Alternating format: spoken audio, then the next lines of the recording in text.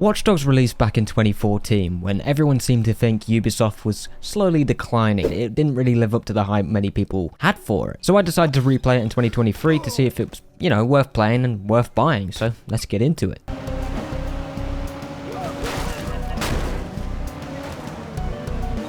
Before I get into this, let me know what you think. If you've played Watch Dogs recently, did you play it at launch? What did you think? Did you like it? Did you not like it? Were you disappointed? Were you actually ecstatic by how it turned out? Or, just let me know what you think. Leave your comments down below. Thank you very much. So let's start with the elephant in the room. E3 2012, Watch Dogs was shown off and the graphics were insane. It was still at 720p because that's what everyone saw it as, but the graphics still were just out of this world. No one thought it could be done, and that was before the next-gen consoles even got announced, because the PS4 was announced in February of 2013. So to say the hype was through the roof just for the visuals alone, as well as Ubisoft being at, their peak at that point, everyone was hyped for it. And then news came out about a delay, and then another delay, and then it finally came out in 2014, and everyone wasn't really happy with it. The visuals weren't anywhere near what was advertised. But I remember playing it in 2014 and I was satisfied. It didn't live up to the hype I had for it as a 14-year-old. I know, 2014, Jesus. But, I was fine with it. It was just another Ubisoft game to me, set in a modern day setting, you know what I mean? Watch Dogs follows a guy called Aiden Pearce. One of the biggest criticisms of the game at the time was that Aiden Pearce was boring, and that kind of still lives up to today. But I have to say, I personally, I like Aiden. I like Aiden. After playing Watch Dogs 2 and then playing Watch Dogs Legion, Jesus, that game is just not it at all. Aiden is kind of a breath of fresh air. I called the cops. You did? Oh, yeah, true story. So, cops arrive, and Maurice's little band of brothers arrive, and pow, pow, pow, pow, pow. Jordy, tell me you're joking. No, I called them too. Yes, is he a bit bare bones? Yeah, he's not exactly the most charismatic person. He's not someone you're going to want a sequel with. Well, I mean, some people do, but I don't. But, he's the perfect vessel for the play, you know what I mean? Especially with his motivation. Basically, Aiden Pearce is attacked by an organization that I won't spoil, and it gets his niece killed.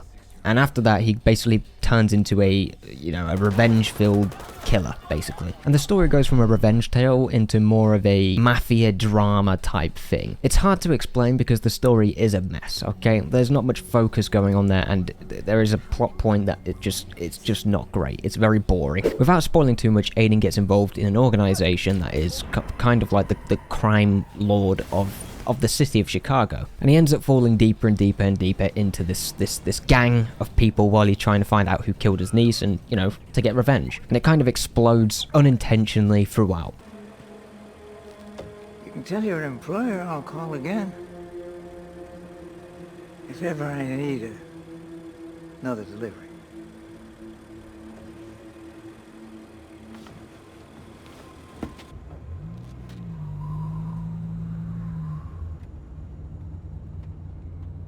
So, is it any good though? Well, honestly, in my opinion, it's not a great story, okay? It's decent, it gets the job done. The main problem for it with me is the main antagonist called Damien. Damien is a co-worker of Aiden, where something goes wrong, and which is what causes his niece to get killed, without spoiling too much, and he has to basically deal with this guy blackmailing him, basically. Where? That's not how it works. I don't want to answer that. Eating a burger with no honey mustard. So the villains is the worst aspect of the whole story. I don't think the villains are very good. That goes for every single one of them. Lucky Quinn, Iraq, and as well as Damien. The villains, the saying, a story is only as good as your villain, basically, and that kind of rings true here. If the villains were better with the story and Aiden had a more charismatic character to him, the story could be really good, but it's just okay. It's nothing amazing. It also falls victim to just dragging the story out. Like, a lot of what happens in the story, it could have been done very early on and within a couple hours, but for some reason the story has to be like 10 hours long, and it just didn't need to be. And overall, it just felt like a very lackluster experience, you know what I mean? But I wouldn't say it's bad, okay? It's not overly drawn out, but there's also enough there for you to connect with Aiden and connect with his goal, you know what I mean? So you feel motivated to play the game, which is really what a story is there to do in these story open world games. And I will say, I think this is the biggest factor for most people if you haven't played Watch Dogs 1. It's a much better story than Watch Dogs 2, and it's a much better story than Watch Dogs Legion. Please don't play Watch Dogs Legion. It's not worth your time. Don't do it. or you can just watch my review and you can see all my thoughts there. It's not a good game. It's not a good game. Watch Dogs 1 is way better. So if you're going to play it for the story, and only the story, this isn't it. You know, you want one of those linear games, God of War, Ghost of Tsushima, well, that's not linear, but you get my point, Last of Us, you know, go play one of them if you haven't yet. Don't play Watch Dogs for it. The biggest aspect of Watch Dogs, which is the selling point of it basically, is the hacking and the gameplay. So I think it's about time we talk about that.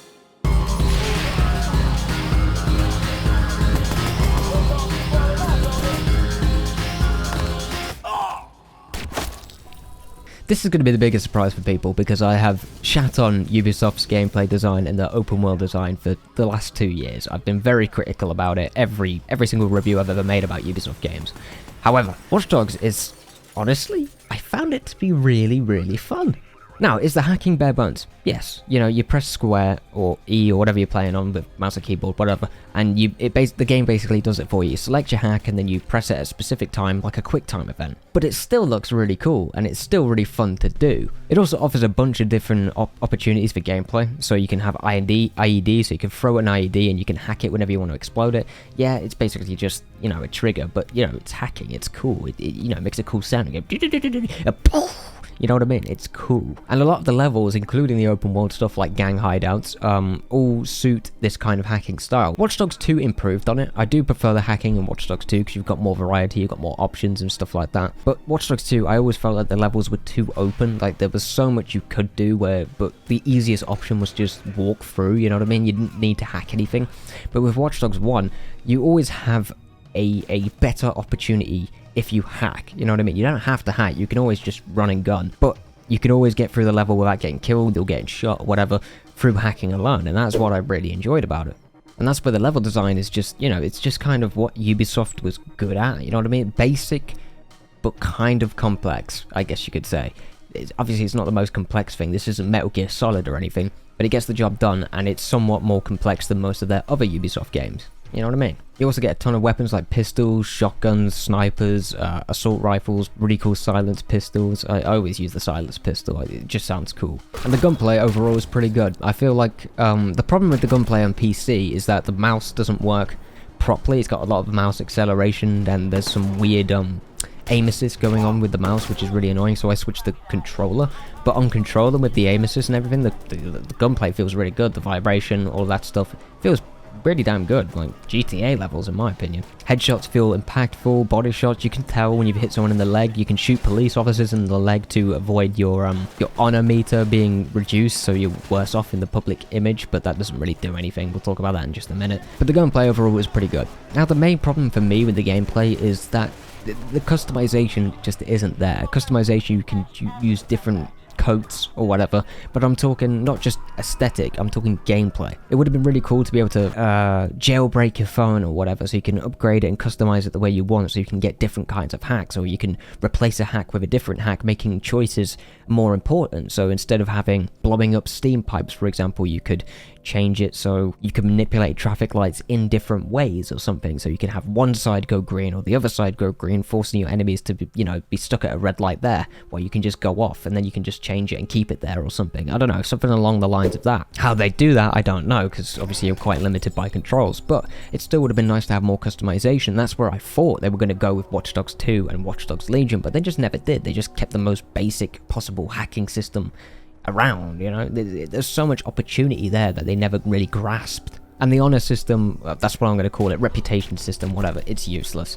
You basically get told to stop crimes and shoot police officers in the leg and to avoid, you know, your reputation decreasing, which really has no effect on gameplay whatsoever. Okay, so that's a bit disappointing. But honestly, in 2023, playing Watch Dogs now, I think it's the best Watch Dogs game. I never thought I'd say that a couple years back. I think I've made that pretty clear in Watch Dogs 2 with my reviews of Watch Dogs 2, but Watch Dogs 1 right now, after replaying it just a week ago, I actually really enjoyed it, and I think it's the best Watch Dogs game, which really surprised me. So if you haven't played it, give it a shot. You may not really enjoy it, but you know, you can get it for dirt cheap now. You can get it for like 4 or 5 quid if you look in the right places. So, you know, go ahead, try it out. Let me know what you think. If you enjoyed this video, hit that like button and maybe even subscribe. We're nearly at 20k. We're so close. I'm so sorry about not uploading.